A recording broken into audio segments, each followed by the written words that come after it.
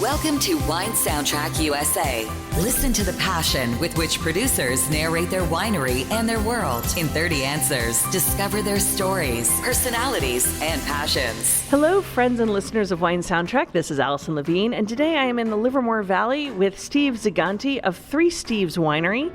Steve of Three Steves Winery, welcome to Wine Soundtrack, and tell us about Three Steves Winery. Hi, Allison. Thanks for coming. Three Steves Winery kind of got started over a bottle of wine, shocking, with two friends named Steve. One of them suggested we get into this business, and the other two of us looked at him and said, "Are you out of your mind?" And as the evening progressed, somewhere between bottle 3 and 4, we came up with the name Three Steves Winery and started this little project. Wow. And I was going to say, like, Three Steves, is that like your three personalities? But there's just one Steve here today. Well, and that's a good point, because one of the Steves, his wife wanted to be close to family and moved to Delaware. Okay, not close to wine. Nope, sold his shares to me. The other Steve's wife wanted to be close to family, moved to Texas. He still has a small percentage, but is a silent partner. And my wife, who's an East Coaster, I said, "Honey, have you ever thought about living out near your family?" She says, "No, I love it here." I said, "Oh, I love you so much, thank you." So Three Steves is really now me, myself, and I. So it is three personalities. Yeah, there you go. Me, myself, and I. So tell me a little bit about the principles of Three Steves. Like, you're here in the Livermore Valley. How did you end up here in the Livermore Valley? So, as I was about to retire from a paying job, my wife, and I used to travel a lot, my wife looked at me and says, "Twice as much husband, half as much money. This is just not going to end well. You better go start that winery you've always talked about," because I've been a home winemaker off and on since the mid-'70s. So we decided to start a winery. We were going to do it out in the Santa Cruz Mountains, where we had a home that during Prohibition was a winery. And I came into Livermore and met a bunch of the winemakers in Livermore and saw such a collaborative environment and such a great environment to make wine. I said, "Honey, what do you think about Livermore?" So we started making wine here, commuting back and forth about an hour and a half each way. And you were living in the Santa Cruz Mountains at the time? Yep, I was living in the Santa Cruz Mountains. Wasn't crazy about the commute, but it wasn't bad, because it didn't have to be during commute hours. But started looking for a place to live and found this property, which had a small winery on it, a house, and it was for sale. And decided, Livermore is where we're going to do it. And then we wound up moving here and setting up shop here. Wow. And you moved here and started here when? So I was in the house in 2012. If you remember what it was like to get a mortgage then, it was pretty ridiculous. So it took me until May 15th, 2013 to close escrow on it. But I was actually living on property for the 4 or 5 months before that. And that was the start of Three Steves Winery, or did Three Steves, the brand, start earlier? The brand started earlier. We got our license to sell wine in 2010. I had retired in 2008. We were still kind of home winemakers, ramping up at a bonded winery, renting space. And then opened our doors downtown Livermore in a little tasting room in 2010, and was doing that. And again, I was doing that commute, and we found this place and opened here July 26, 2013. Wow. So here you are, just over a decade. And you've got vineyards around, we've got vineyards around us where we're positioned now. How many acres do you own, and are you purchasing fruit, and how much of your production is purchased? So I own, sometimes I exaggerate and say 24 acres. It's 23.86. You can round it up. Yeah, okay. So I have 24 acres. On that property is the home I live in. There's 2 wineries, one that's leased out to JMC Cellars, as well as mine. And we have planted about 6¼ acres of grapes. And what grapes do you have planted here? I was hoping you'd ask that. There you go. You read my mind. So when I bought the property, it was all Cabernet Sauvignon. About a year and a half ago, I grafted 1 acre over to Cabernet Franc, another acre over to Cabernet Pfeffer. Again, this year I did that same exercise again. The reason I didn't do both at once was, 1, I wanted to see how the grafts took. Number 2, Cabernet Pfeffer is extremely rare, and I could only get enough cuttings to do 1 acre. So this year when I grafted again, I used the cuttings from my new grafts to start those other 2 acres. So now you have 3 acres of Cab Pfeff? I have 2 acres of Cab Pfeffer, 2 acres of Cab Franc. Oh, Wow. 2 more acres into the world of Cab Fef. I think there's 15 acres in the Cienega Valley and not much else in the world. That's about all there is, really. I do know of one vineyard down in the Cienega Valley that just grafted a couple of acres a few years ago, and they got their first production last year. But so maybe that number's up to like 17 or 18 now, plus my 2. Wow. Growing that little Cab Pfeffer's footprint on the world map. I'm curious, we're sitting in your tasting room and there's a map behind you that says our growing regions. Are these the places you're sourcing fruit from, or what? Are you getting fruit from Chile? So we're not getting fruit from Chile, we're making wine in Chile. Wow. So we make wine down there. This all started in 2015 for us. We were buying some fruit from Cienega Valley, which you mentioned, that, so apparently you know that beautiful region. We were buying fruit down there, and one of the places we bought fruit from, we were buying a wonderful ancient vine Zinfandel fruit, planted in 1906, dry farmed. We entered that wine that year in the San Francisco Chronicle Wine Competition, which you probably know is the largest in the world for American wines. The judges, in their infinite wisdom, out of 6,500 plus wines, held our bottle up and said, best red wine to show. So when that happened, we started running out of wine, which is an interesting problem to have. Our friend Al DeRose, who runs the vineyard down in Cienega Valley, was hitting us up every time we saw him about coming to Chile and making wine with him. Said, Al, you're single, we're married men, we have kids, we can't take off and go to Chile and play. So he heard we were running out of wine after that award and called and says, hey, what's your excuse now? And started going down there and making wine with him. Wow. Okay, so you make wine from Chile under the Three Steves label. We do. And then you have your estate fruit, and then are you buying fruit, where else are you buying fruit for? Is it Livermore Valley or other places? So we buy as much as we can, or as much as we're comfortable with as winemakers from Livermore Valley. We do buy some Zinfandel from Dry Creek Valley. It's one of the wines I want to talk a little bit about today, from good friends of mine, the Saini family. They've been farming there for 4 generations. And we buy down from Cienega Valley, we used to buy Cab Pfeffer, we still will until our vines take off good. We buy the ancient vine Zinfandel, and one other, Sangiovese. Okay. So a good little smattering of things. And what's your total case production? It's about 4,000 cases a year. Varies a little year on year depending on demand and what we have going on. And frankly, sometimes I get a little weak and somebody says, hey, I've got this. Would you like to try and make that? And of course, the answer is yes, but your business brain says, no, that's a dumb idea. You don't need to add another SKU. And then you have to sell it. And then we have to sell it. That's the hardest part. And in terms of selling, are you 100% direct to consumer, or are you in markets nationally or handpicked? So we're about 95% right across the tasting room bar in here. We do a little bit locally with some of the big names, but very, very local, like Total Wine, Bevmo, Safeways, things like that. We're in some restaurants, but it's not our main focus. We really like to sell here. We like to meet the people coming in the door, tell them our story, tell them about our wines, share the passion. So, you were a home winemaker before you became a professional winemaker, but I'm curious, what is your first memory relevant to wine? So my first memory relative, as a child, so my father made wine with a friend of his, a guy named Mario Del Fava. They both worked at the same place that did kind of a lumberyard type business, but Mario had this beautiful spot out on Limerick Lane in Hillsburg, and my dad and he made a little bit of homemade wine together. My first memory was sitting down at dinner and my dad pouring a little bit of wine in the glass as a kid and watering it down. Typical Italian. Typical Italian. And you grew up in Healdsburg? I did. Yeah, I was there until Uncle Sam came knocking on my door in 1972 and sent me off to places I didn't want to go. And so being up in Healdsburg, obviously you were surrounded by vines, not as many as there are today, but but you were raised in an area that had vines.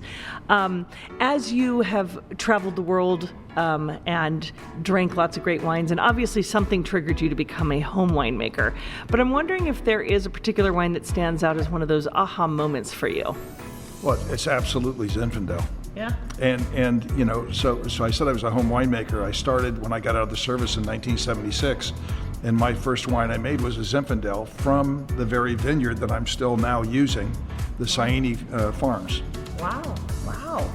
Very cool. So I love Zinfandels. You know, it's the original grape on the planet, as I'm sure you know. I tell people if my doctor ever told me I could only have one more glass of wine in my life, I'd have a big glass of Zinfandel and immediately go find another doctor. Ooh. So you love Zinfandel, and I'm curious, do you think there's a such thing as a perfect variety? Well, in my mind, it's Zinfandel. Most people wouldn't agree with me probably, but I just absolutely love it. Wow. Second would probably be the Cab Pfeffer we were just talking about. It's so unique and so different from everything else I've ever had, and we get a lot of that when customers come into the taste room too. It's like, I've never had anything like this. I said, well, it's really hard to find. There's not many places to have it. Yeah, I'll take some. And that makes perfection, huh? Well, yeah. I mean, it also depends on what you're eating it with, right? Yeah, I mean, yeah. Wine makes food better, food makes wine better. Yeah. So I'm going to come to that in a second, but I do want to ask you first, with Zinfandel being your love, and obviously other grapes that you make, if we come to your home, what would we find in there? Is it a lot of Zinfandels from different producers? Is it a lot of your own wines? Is it wines from around the world? What do you like to collect and have in your house ready to drink? Well, I don't know about collect, because I drink it pretty fast. Collect for me is, I forgot that was in there. A fair amount of Zins. I don't make up until this year, didn't make a Pinot Noir, so I have more than a few Pinot Noirs in there. Mostly domestic or French also? Almost everything I have is domestic because it's what I know. Uh-huh. Most of what I have is California because it's what I know. I've been to Europe on wine river cruises that we host and take our club members on, but I'm not well versed like my co-winemaker Alex is on wines of the world. Is there a wine that you have at home in your wine fridge, ready to drink, since your wines are ready to drink, that you opened recently that drank really well? You know, one that shocked the heck out of me is I was cleaning out my wine fridge because the compressor died. Uh-huh. Fortunately, I have a 3,000 square foot building at 58 degrees that I keep barrels in so I could move it quickly. And as I was putting it back together with a new compressor, I found a lot of things that surprised me. Like I said, I don't have a spreadsheet showing what I have. I'm not that organized. And I pulled out it was a 2011 rosé from On Guard Winery. On Guard is in Sonoma. Chaba, the owner, is an old friend. We used to make wine together here in Livermore when we were renting space at another winery. And I brought it to a friend's house. It was a friend's wife's birthday. And we went to her house, and I brought a backup bottle because I knew it couldn't be good. And it was amazing. A 2011 rosé, and it was from, I called him. It was Cab Franc, Merlot. There was one other varietal in there. But he said, what? That's good? It can't be. It shocked me. I mean, it just blew me away. Wow. It just proves to you that rosé has aging potential. I guess it does. Yeah. That's amazing. So I'm curious, going back to the perfect variety, Zinfandel, Cab Pfeffer, we have a few great varieties out there. And you said that you enter your wines, that you've won awards at the San Francisco Chronicle. So obviously competitions play a role in how you market your wines and how you sell your wines. But overall, what is your opinion on wine critics and scores? Do you find them to be a great use? Do you find them to be, how do they benefit or hurt a small brand like yourselves? I mean, the benefit is when you get a good score or a good award, people hear about it. You have some plaques on the wall, so it helps sell the wine. If you're on a grocery store shelf or a liquor store shelf and you have a 95-point rating, of course that's going to help sell it. Sure. But that's not really our business model. We're more in front of people here. Wine critics, I think you almost have to know the critic to know what to send them. Competition's the same thing. You know, there's a certain style that the judges like in different competitions. I haven't figured it out, by the way. But for example, the Cabernet Pfeffer that we have, prior to 2022, we called it 3 cabs. We kind of like the number 3. I see that. Yeah, because it has a little bit of Cabernet Sauvignon, a little bit of Cabernet Franc in it, mostly Cabernet Pfeffer though. We sent that off to critics, or to, not critics, but like wine enthusiasts, and didn't get a great rating. I mean, it was high 80s, but not what we're used to. When the 2022 came out with the label Cabernet Pfeffer, maybe they even had to look it up, I'm not sure, but we got a much better rating. Pretty much the same wine. A different year apart, but you could taste the two side by side, and they're really close. Very interesting. It says a lot about what perspective there might be, or, you know, its palate is subjective, but also perspective. So I'm curious, your perspective, red, white, or rosé as a drinker? It depends on the weather. Still or sparkling? Mostly still. But kind of an equal opportunist. I do like sparkling. We do a sparkling. We do a regular brut and a rosé brut. They're great sellers. From what grapes?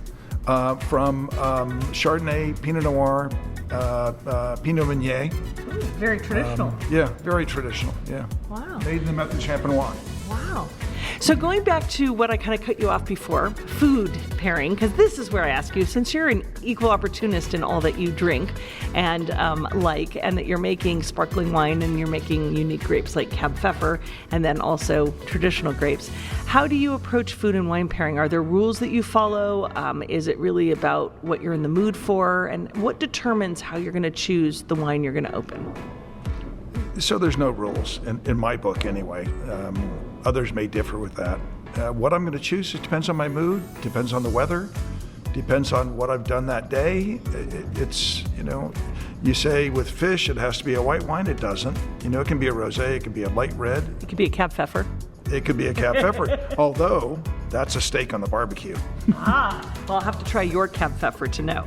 Absolutely, we will do that once you put this microphone down.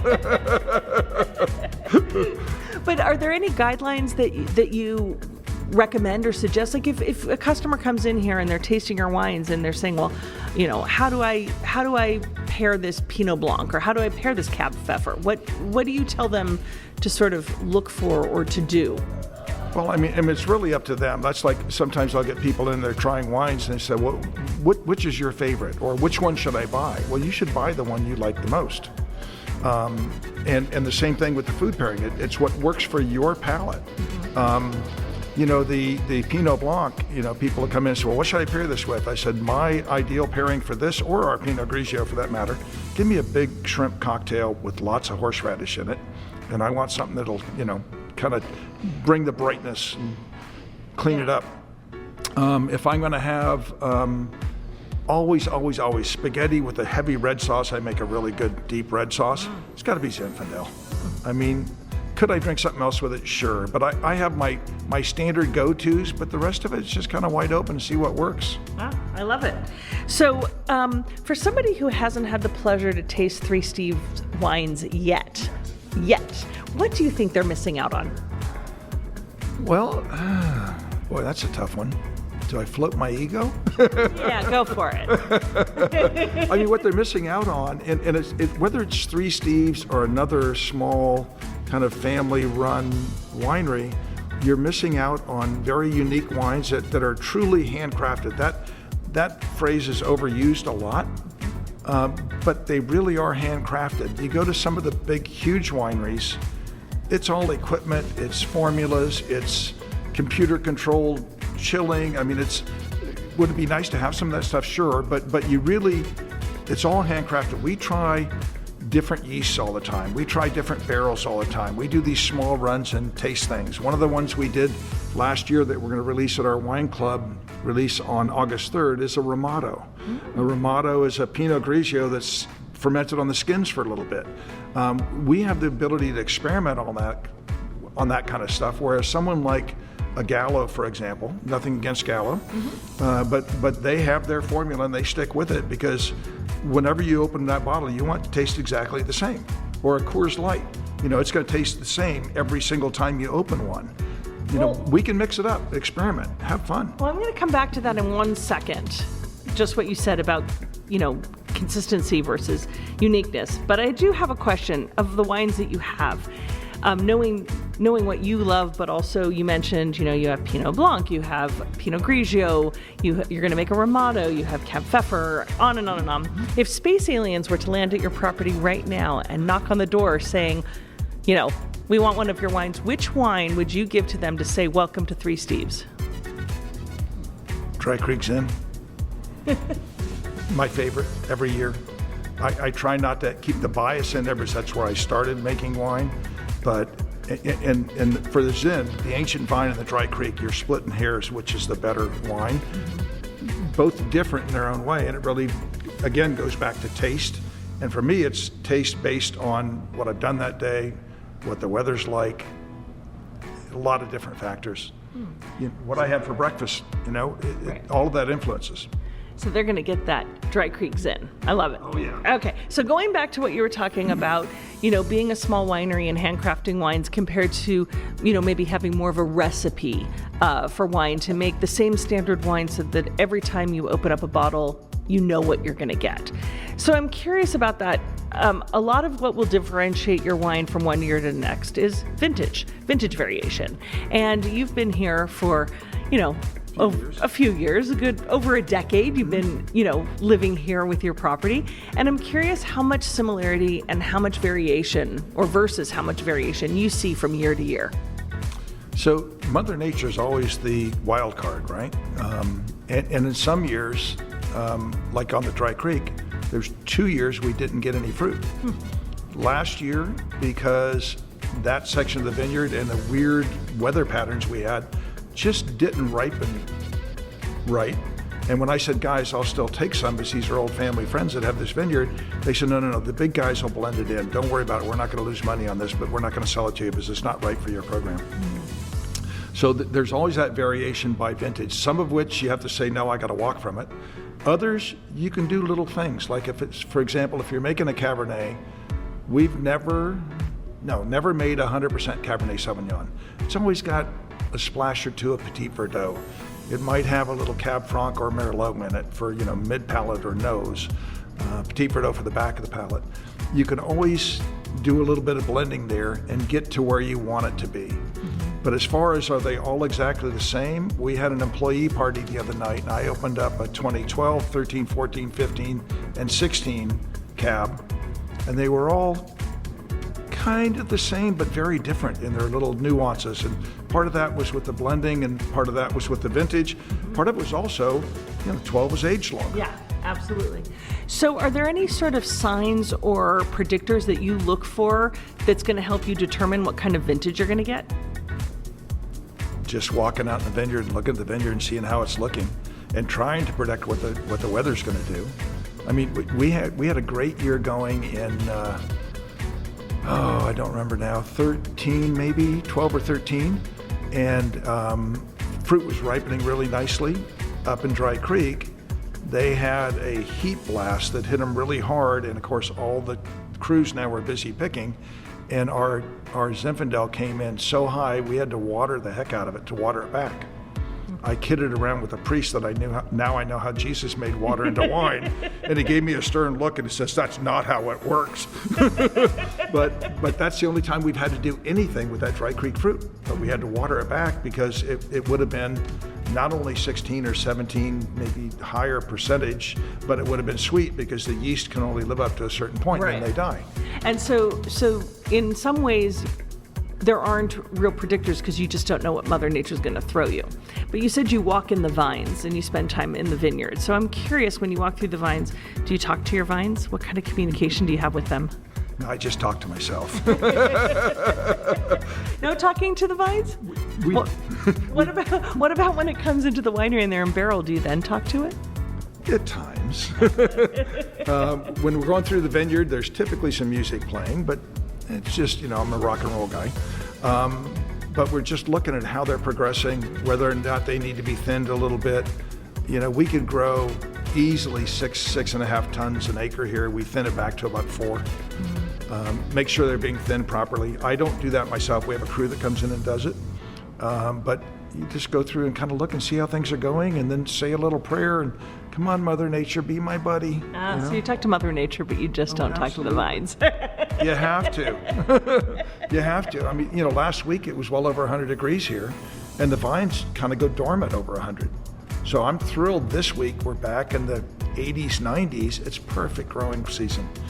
It was also foggy this morning. I don't know if you got it where you were this morning, but that's also perfect for this valley where you get the fog coming in at night and early morning, and then it gets nice and hot during the day.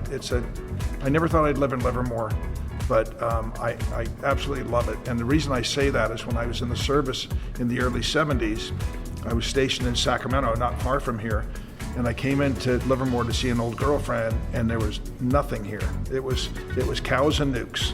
Wow.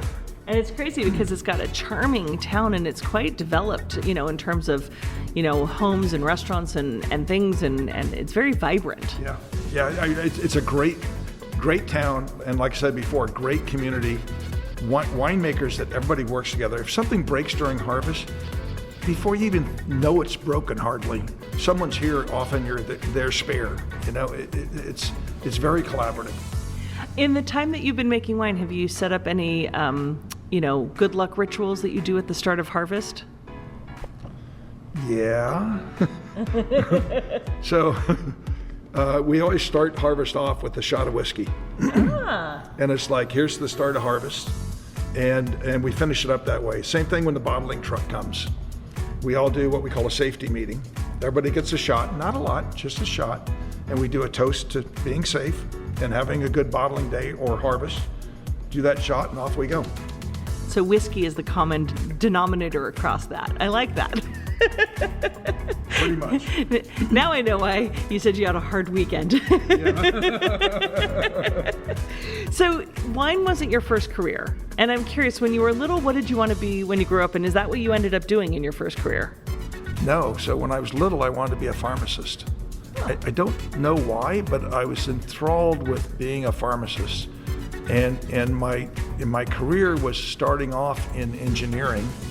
Then Uncle Sam came, got into communications, satellite communications, high-end stuff, and then wound up in a medical device field. And I spent almost 30 years at a company with medical instrumentation and loved what I did. Started off on the engineering side, worked my way up to, I was in charge of North American sales, service, customer education, scientific support, and had a great time doing that, and retired when I could in 2008 because I was traveling probably 3/4 of the time and just getting burned out on the travel. Yeah. Now, ironically, in 18, had a customer, an old friend of mine up here trying the wines. He's a Harvard professor on the East Coast, and he talked me into going back to a little startup for about a year and a half, where I hired an assistant winemaker to cover for me, and went to this little startup where I was out of the country every other week. And I did that for a little over a year, and I said, okay, guys, I'm done. You're where you need to be. You kind of remembered how hard it is to be traveling that much. Travel is not what people think it is. People that don't travel think it's very romantic. Mm-hmm. Oh, you get to go to all these great places. No, it's a miserable flight. It's a hotel room that all look the same. It's a meal by yourself most of the time in a restaurant instead of your home cooked food. You just haven't figured out how to travel like I do for wine. Yeah, well, that is very different.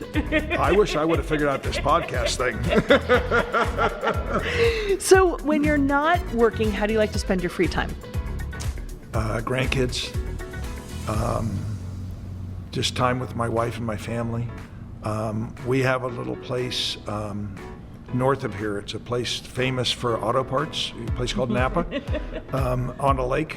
And we go up there and have a nice little ski boat. Don't ski anymore, but go out in the middle of the lake, shut the engine off, and being the good winemaker that I am, open a beer. And just relax. Because we live 50 yards from the tasting room and we're open 7 days a week, it's kind of hard to kind of shut down when we're here. So this is only an hour and 45-minute drive. When we go up there, we take the dog, and just relax. Go out in the lake, take a swim, do nothing. I love it. So when you, as you just said, you're open 7 days a week and you live right here on the property.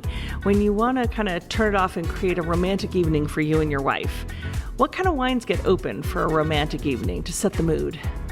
Well, not Zinfandel, but she's not a Zinfandel fan. After all these years, you never converted her. No, I mean, she'll do reds, but she's more into like Chardonnays. Maybe a Pinot Grigio. She's not a real Sauv Blanc fan, but I think we've got a great Sauv Blanc. But probably a Chardonnay, and cook a light meal, very light for her. She's big into salads and fish and things like that. So, and just maybe watch a movie on the TV. It's typically, lately we've been getting into these old like 50s Westerns. Huh. Just to see the acting and very different era. I like how you earlier said, like, you make this great pasta, you make spaghetti, and then you'll make it with Zinfandel, and clearly that is not for a romantic evening, that's for a guy's night. That's a guy's night. Penny pasta with my red sauce and a bottle of Zin, that's me. She puts up with it, though. Well, I'm curious, when you look back at your life, is there a piece of advice that someone gave you along the way that you try to live or work by?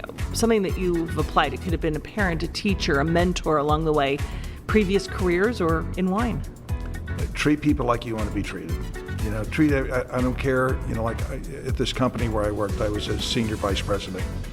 I'd walk in and greet the security guards and the janitors by name. It's I think, the best advice I've ever gotten. And it's what we do here as well. I tell our staff, treat everybody like family. Make sure that their biggest take home from Three Steves Winery is, wow, we feel like we belong here. And make it real. Don't just try and put something on, but reach out to people, get to know them, let them get to know you and us. I get lots of compliments on the wine. I get more about our staff. I'm very proud of that. Well, I was going to ask you then, when you look back at your career, what is one of your proudest achievements to date? Ooh, you might have to pause the tape on that one. I got to think about that. My proudest achievement to date is when our first child was born. I said in your career. Okay, in my career. I mean, my whole career, because the field that I chose, or I guess they chose me. For a while, I was working on point-of-sale systems. I helped co-develop the first laser-based scanner on the grocery store market. Wow. I got out of that because I thought at the end of the day, okay, because of me and my efforts and lots of others' efforts, I'm not taking full credit, people can get through the grocery store line faster. Okay, that's kind of cute. And then I got with this company that was helping cure cancer. The guy who just got a Nobel Prize 3 years ago for CAR T-cell therapy, the huge breakthrough for cancer survivors, was a friend and a customer of mine. I'm very proud of what I used to do for a living because it makes a difference in humans' lives. Mm-hmm. Now I make them happy because, wow, this is nice wine. I'm getting a buzz. That's an achievement. And like you said a second ago, that people compliment you on your staff and how friendly they are. Those are achievements. Agreed. And this is a feel-good job too, but I still dabble and consult a little bit in that field that I was in, but most of it's here. I mean, I'm at the winery a lot. And going back to the advice thing, is there any advice that you would want to give our listeners, something about wine or life? Yeah, don't start a winery. There's an overused saying, but it really rings true. To make a small fortune in a winery, you start with a large fortune. It's going from homebrew to commercial is a big step. You make a 5-gallon carboy of wine, and it might turn out really good. Ramping that up to 50 barrels of wine, and then watching those barrels age and carefully topping and checking SO2 levels and making sure nothing's going wrong with that wine. It's a lot of work, and it takes a substantial investment. Not so much the way we did it, because I bought the property. My business partners and I kind of funded as we went along and started small and kind of slowly grew it through having space at another winery and having a very low-cost space downtown for a tasting room. But it's not for the lighthearted. You really have to think hard about, do I want to do this? And about really not just winery, but anything really. If you're going to turn a hobby into a business, you might just destroy that hobby for yourself. Yeah. Complete this sentence for me. A table without wine is like? A day without sunshine. I mean, it's an incomplete meal. You know, not having a glass of wine with a great dinner is a mistake. Yeah. I started something back in my career because I was traveling all the time and I was entertaining customers all the time. I thought, man, I'm eating too much and drinking too much. So I started doing the dry January thing, which I wouldn't admit here at the winery, but food is horrible that month. I mean, it's just not the same. It's like you're going to make a dish and not put any seasoning at all on it. Yeah. You know, it just, there's an incomplete piece there. So it's moderation. So maybe in January you just have one glass or half a glass as opposed to 2 glasses or a bottle. Yeah, I started this about 30 years ago, so I kind of still stick with it. But yes, that's what I would tell your listeners. Don't heed your actions, follow your words. So we're sitting at a table, and your wines are on the table, and there's an empty seat next to you. Who from any walk of life, living or deceased, do you wish you could open up a bottle of Three Steves wine with and have a chat? My mom and dad, to have them back here and see this, because they never saw the winery. And it would have been, that would be amazing. Were they wine drinkers? In moderation, very much so. Very much in moderation, though. But yeah, they didn't drink as much as I did. Maybe that's why I'm still here. Well, but I mean, living in Healdsburg, I mean, they may not have worked in wine, but they were around it, so not an unfamiliar category. Not at all. Although when I grew up, Healdsburg was a lot of prunes, and there was a dehydrator in town, Sunsweet, and as kids in the summer, we picked prunes to make extra money. And there was grapes planted, of course, but most of those were, you know, small wineries or Italian families that had their grapes out there so they could make their homemade wine. Wow. Steve, I'm curious, with the wines you like to drink, and I'm going to guess one of them I already know, but if you were being sent off to a deserted island, what 3 wines would you want to take with you? I guess 3 Zins is not the right answer. If that's your answer, that's your answer. No, I would probably I'd definitely take a Zinfandel. Dry Creek Zinfandel? Dry Creek or Ancient Vine, either one, but yeah, probably a Dry Creek. Because you're on an island, it could get kind of warm, so I'd probably take a bottle of our Pinot Grigio or the Pinot Blanc, but the Pinot Grigio is crisper and lighter and all stainless steel, so probably that.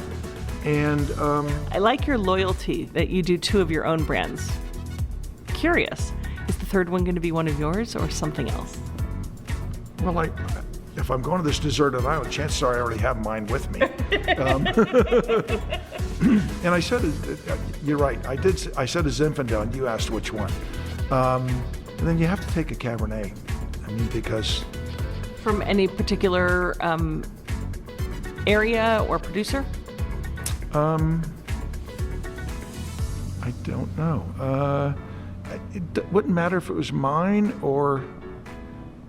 If it were a Napa wine, it'd be a smaller producer. Probably my friend Chaba, I was telling you about his Rosé of Cab. I'd love to take a bottle of his Cabernet. And what's the label on that one? Is it Chaba? It's On Guard. Oh, On Guard. Yes. Yeah, like a sword fight. Yeah. Well, we'll get back to your wines. Okay, we're going to play. You've been waiting for this. The one thing that you're warned about this whole conversation is about pairing wine and music, because it's called Wine Soundtrack after all. And you know, wine conjures up emotions in us, as we've talked about some of these wines and how, you know, you light up when you talk about Zinfandel and that, you know, the wines that your wife likes and what people like.